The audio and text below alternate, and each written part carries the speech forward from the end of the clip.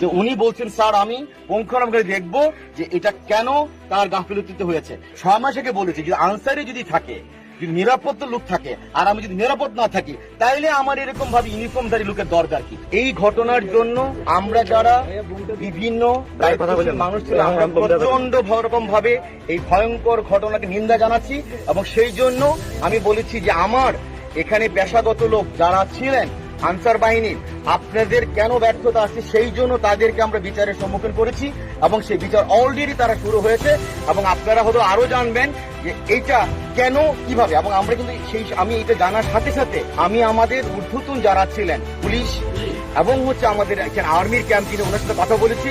এবং তার পরবর্তী র্যাব, এর পরবর্তী আমাদের এখানে ট্রাফিক কথা বলেছি। এবং আজকে আমরা সবাই এখানে বসছি, আমরা 11টা থেকে এখন পর্যন্ত মিটিং করেছি এবং ওনাদের সরজনে নিয়ে এসেছি এটাকে আরো কত ব্যাকরণ করা যায়। তবে আমার আপনার সাথে যে কথা বলতে হয়, জুলাই আগস্টের পরবর্তীতে আনসার এর আগে আমরা যেরকম দেখেছিলাম তাদের পেশাগত দক্ষতা এবং তাদের এই নীরবতা আমাকে যেটা আপনাদেরকে শঙ্কিত করেছে, আমাকেও করেছে।